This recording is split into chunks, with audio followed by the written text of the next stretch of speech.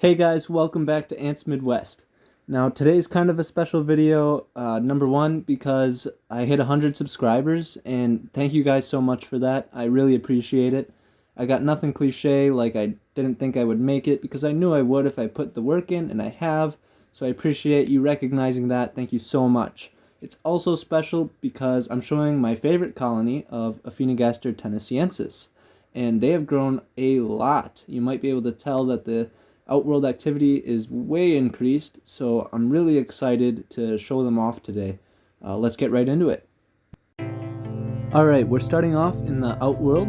You can see there's a bunch of workers out here right now. I had recently dropped in some crickets, so they're feasting on that. There's a leg there. All of the body pieces of the cricket have workers surrounding it. It's great. I'm so happy with how this colony is doing, you have no idea. And they're just beautiful. You can see there's pretty much workers covering every corner of the Outworld. There's even some in the sugar water, which there usually are. Usually more than this, actually.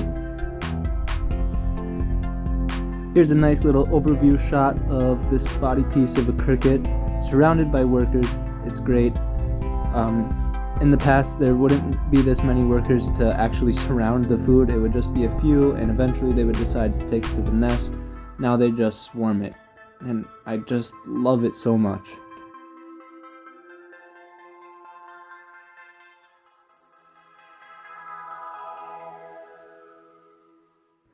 You can see here they've got a piece of the cricket that they're trying to pull into that tube.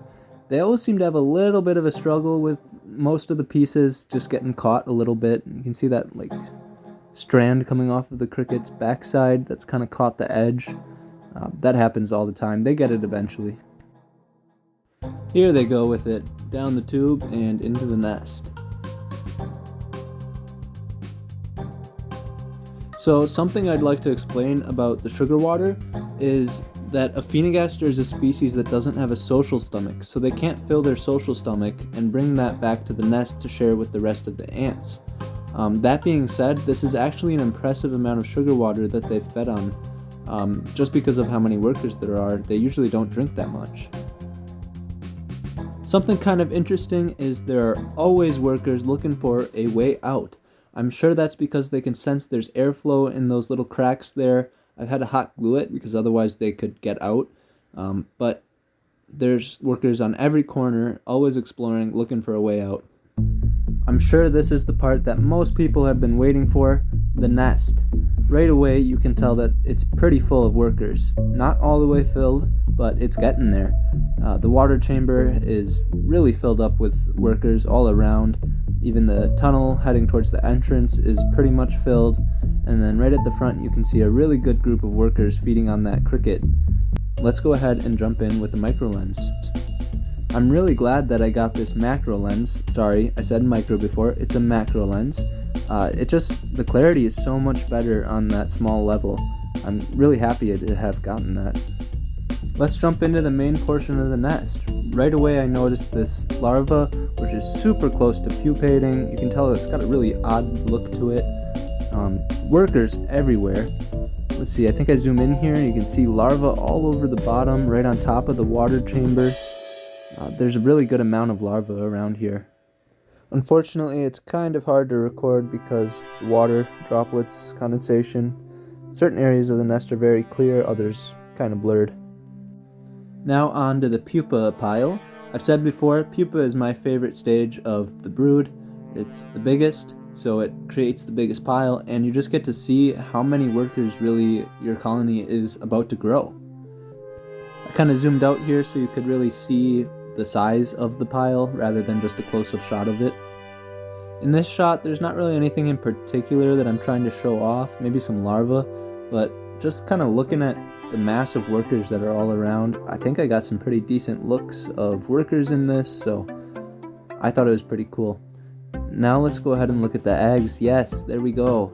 Eggs are one of my other favorite brood stages. It's showing that the queen is still fertile and laying eggs, and that there will be continuous generations to come. So I love seeing eggs as well.